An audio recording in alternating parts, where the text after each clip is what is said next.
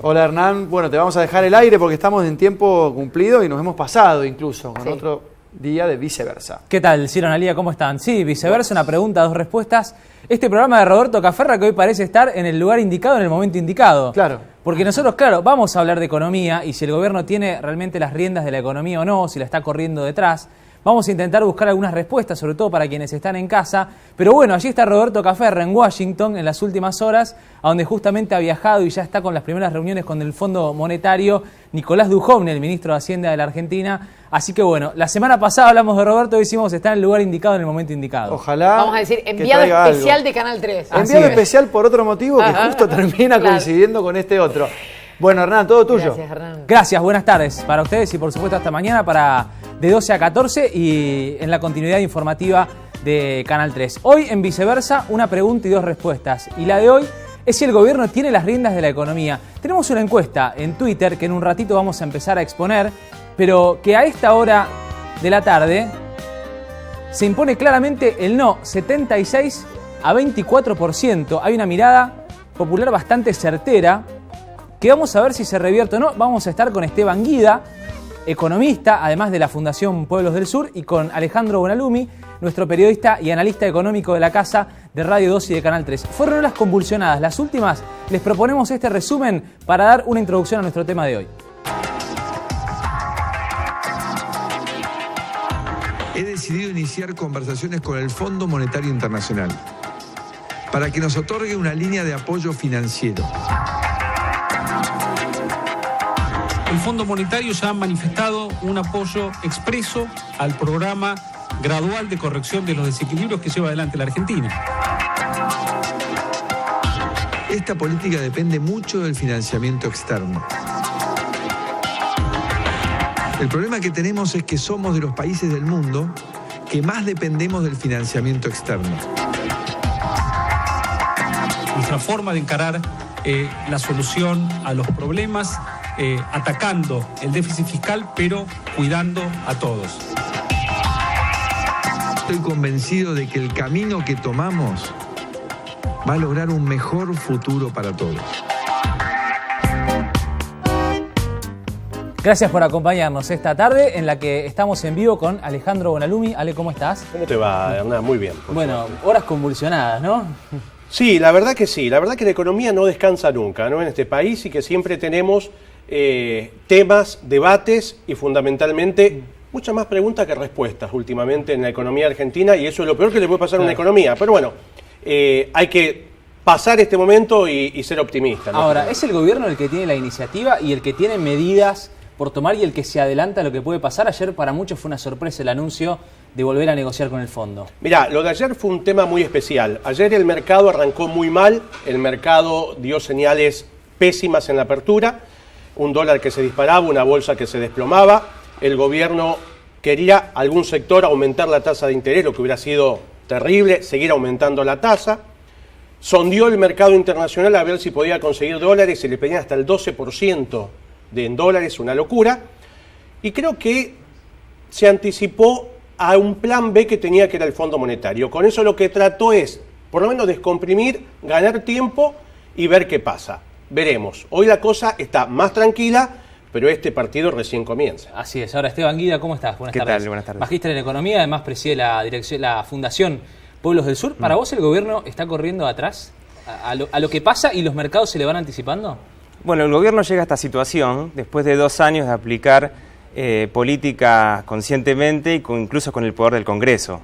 O sea, tenemos que considerar que ahora es el resultado de 2 años de una política económica muy clara, tendiente a liberalizar la economía, a desregular los mercados y justamente a generar condiciones para que los operadores financieros y económicos en general tengan libertad de acción.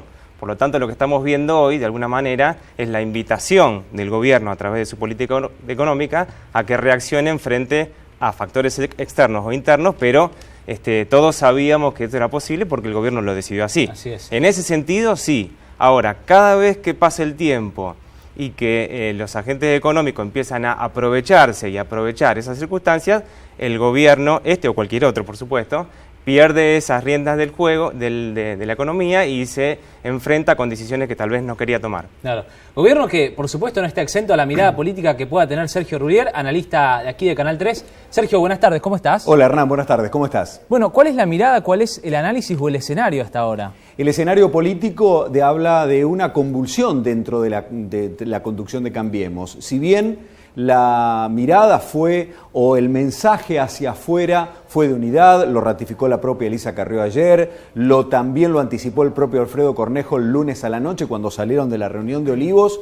Esta decisión que se toma porque no queda otra salida que recurrir al Fondo Monetario Internacional, tiene un consenso con Forcep. No queda otra salida que buscar la asistencia financiera por parte del Fondo Monetario Internacional y hay que empezar a ver lo que todavía no se conoce, que es la letra chica, que es lo que está negociando o está recibiendo instrucciones Nicolás Dujovne en los Estados Unidos. Es cuál va a ser la contraprestación, cuál va a ser la contrapartida que el Fondo Monetario le va a exigir a la República Argentina a cambio de este financiamiento, de esta ayuda externa en materia crediticia, más allá de lo conveniente que es la tasa del 4% de interés. El gobierno que es muy apego a las mediciones, a las encuestas, a los focus group, yo creo que debe haber medido esto que estamos viendo ahora en la encuesta de Viceversa, que es el 75% de rechazo, porque el FMI en la República Argentina es mala palabra, solamente por remitirnos a la historia reciente que tenemos los argentinos con el Fondo Monetario Internacional. La única o la poca salida que le quedaba al gobierno de Cambiemos es ir a buscar esta ayuda muy impopular como estamos viendo. Te pregunto esto, ¿qué repercusión puede tener para el año 2019? Hablamos, por supuesto, de las elecciones. Lo que está pasando hoy, si hoy el gobierno se está jugando el 2019, y si eso puede pasar o replicarse también a nivel provincial o, por ejemplo, a nivel local, donde en las elecciones a concejales el PRO o Cambiemos ha quedado muy bien posicionado, pero que esto a lo mejor podría condicionar el futuro, la mirada de la gente hacia un espacio político. Falta mucho para el 2019, pero también falta poco tiempo, ¿no? Yo creo que el escenario electoral no solamente hay que medirlo con los pros y los contras que puede llegar a tener una figura presidencial como la de Mauricio Macri siendo candidato a presidente en el 2019, sino que hay que ver también cuáles son los competidores y qué opción hay detrás o que pueda competir con la figura de Mauricio Macri, más allá de los vaivenes de la economía. Por supuesto que si lamentablemente el desenlace económico puede ser el que no deseamos, el escenario va a ser uno. Diferente es si esto se encamina o al menos pueda controlarse.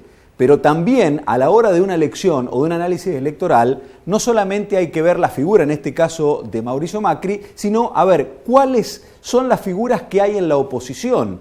Y en este momento no hay ninguna figura política que pueda aglutinar, más allá de la figura de Cristina Kirchner, pueda aglutinar un arco opositor. Y en la provincia de Santa Fe y en la ciudad de Rosario es otro escenario, más allá de lo de la nacionalización de las campañas. El año que viene vamos a votar separados, gobernador e intendente de la categoría presidente, eso seguramente. Por eso es un escenario distinto. Y en Santa Fe y en Rosario hay otros actores que juegan más allá de los candidatos de Cambiemos o los candidatos del oficialismo. Sergio, clarísimo, muchas gracias. La seguimos como siempre. Lo vemos de 12 a 14 a Sergio y por supuesto lo escuchamos en Radio 2, como también lo escuchamos al señor Bonalumi. Bueno, ¿es mala palabra el Fondo Monetario Internacional en la Argentina? En la Argentina sí, causa una sensación de extremo, diría, dolor en el bolsillo, una situación más complicada de lo normal, por eso como que acudís al prestamista de última instancia. Dos consideraciones con lo que decía Sergio. El Fondo Monetario le propuso a la Argentina un crédito similar a Prat Gay cuando iba a salir del cepo. Prat Gay dijo, no.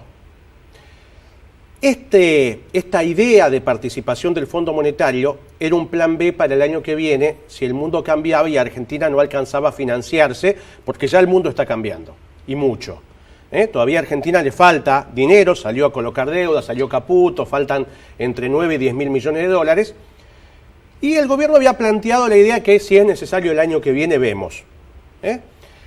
Se adelantaron los tiempos. ¿Por qué se adelantaron? Más allá de la situación de corrida cambiaria, más allá de situación de complejidad de los mercados, tengo la sensación que no quisieron esperar mucho más para tomar este crédito del Fondo Monetario Internacional, justamente mirando el 2019 y el proceso electoral. Creo que se anticipan que van a tratar de acomodar las fichas, de digerir esto lo máximo que se pueda, para llegar a un 2019 distinto. Vos imaginate si 4 meses antes de las elecciones no se encontraba el financiamiento y había que salir a apostar al Fondo Monetario. El impacto hubiera sido inmediato, difícil, y ese número del 75, difícil de cambiar.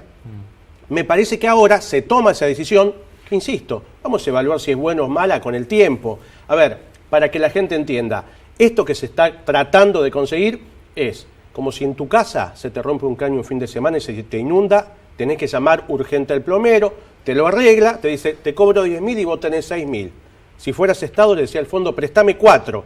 Te presta 4, pero te dice, mirá, vos tenés mucha salida los fines de semana, mucho auto, gasta menos. Me parece que ese es el contexto. Vamos a tener, quizá no el látigo de los 90, pero sí un control más permanente y más, quizá más estricto que el que teníamos hasta ahora con el artículo 4 del fondo. Ahora, Esteban, ¿qué es un plomero malhumorado del Fondo Monetario? No. Parafraseando a Alejandro, por Sí, supuesto. yo creo que hay que tener en cuenta, primero que no sabemos mucho respecto a lo que va a hacer el fondo. Pero al hablar de financiamiento preventivo, a mí me retrotrae la idea de blindaje. ¿Qué es un financiamiento preventivo? O digamos mejor, ¿qué fue el blindaje? No fue un préstamo de dinero constante y sonante. Fue una promesa de préstamos si el país cumplía determinadas condiciones, que para darte una idea, en aquel momento eran 38.700 millones de dólares, pero el primer tramo de préstamos eran de 2.000 millones y más alguna refinanciación de vencimiento. O sea, no estamos, en principio, insisto, porque hay que ver lo que acuerden en Estados Unidos, no estamos hablando de un préstamo de semejante magnitud. Es básicamente un shock de confianza para que los mercados, teniendo más presente que el martes 17 de mayo, el martes 17 de mayo vencen 680.000 millones de LEVAX y sería un problema gravísimo que no se renueven, que esos pesos vayan al mercado a presionar el dólar. Pero de todas formas, esto solo es un anuncio que está dirigido al mundo de las finanzas. Y es más o menos lo que pasó el viernes pasado con la conferencia de prensa de Duhovne. En realidad el gobierno, ahí sí coincido con Alejandro, no está mirando al conjunto de los argentinos. No está mirando la situación del salario real, de las tarifas, etcétera. Está muy preocupado para que el mundo de las finanzas no le quite la confianza y se fuguen los capitales y entonces así la situación de vulnerabilidad económica sea realmente grave que termine perjudicando una situación actual. Por lo tanto, creo que hay que tener presentes a dos. Sí, además un dato no menor, Hernán. Lo que había que frenar era esta fuga como la puerta 12 de la tribuna en aquel momento, donde todos querían salir por una puerta muy chiquita, generaban una suba del dólar que vos te pones a evaluar el número, el valor del dólar y a lo mejor decís, con la inflación que tuvo Argentina no es descabellado. Lo preocupante es que se da en corto plazo generando psicosis. ¿Y qué sucede con eso? Porque hay gente que nos mira y dice, yo el dólar ni compro, ni vendo, ni llego a fin de mes. Pero ojo que eso se traslada a precios en forma inmediata. El gobierno lo que quiso con este shock, muchachos, tranquilicemos esto y a partir de esa base empecemos a solucionar frentes. Si esto se podía haber evitado, posiblemente sí. Yo creo que hubo muchos aciertos y muchos errores en todo el proceso. Pero me parece que la clave de ayer era frenemos esta sangría porque los precios se disparan y el bolsillo de la gente no va a aguantar demasiado. Me gusta esto de hablar a la gente en este sentido, ¿no? Porque vos decís, bueno, los anuncios son ¿para quién? ¿Para los banqueros?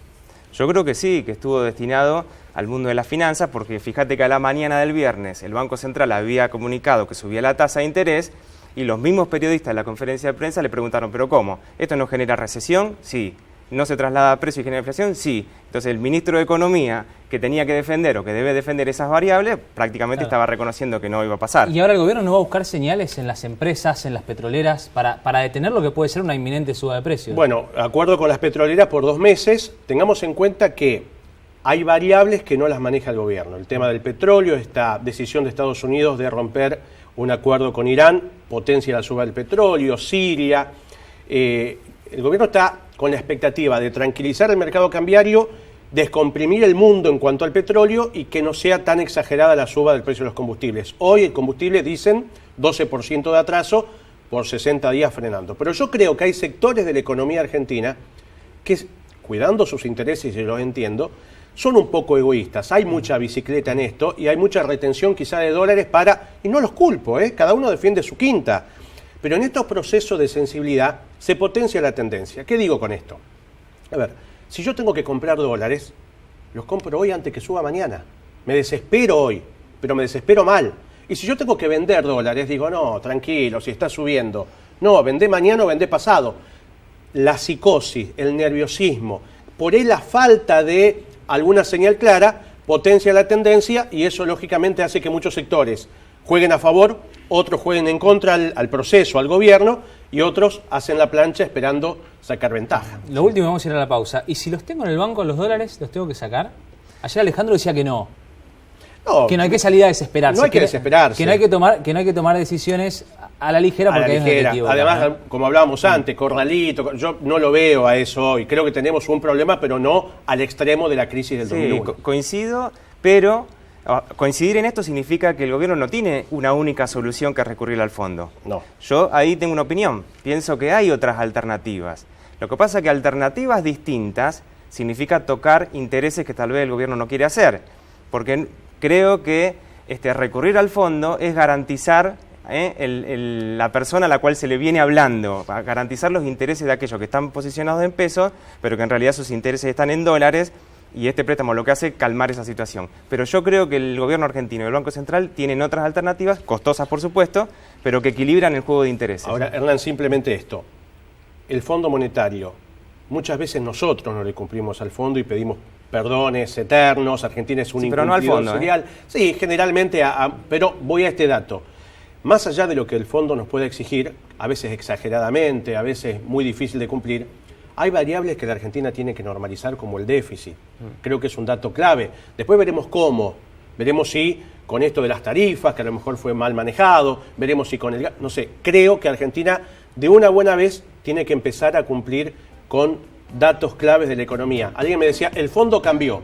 Bueno, yo prefiero que más allá que el fondo cambie, que cambiemos los argentinos para empezar a discutir desarrollo, crecimiento y producción y no mirar por el espejito retrovisor que hablamos del dólar, del déficit, de la falta de inversión. Clave. Ahí está. Esteban, ¿te quedás y se quedan Alejandro también? Por supuesto. Después de la pausa seguimos con Viceversa. Una pregunta y 2 respuestas. Hoy también en el 3 y estamos en vivo.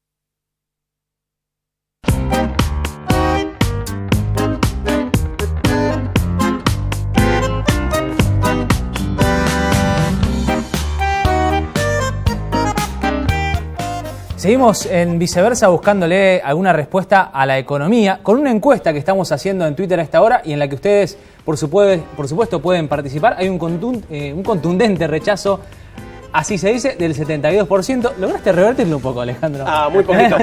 A ver, no porque uno tenga una camiseta puesta. A ver, Argentina es un país que tiene todo el potencial para ser fantástico.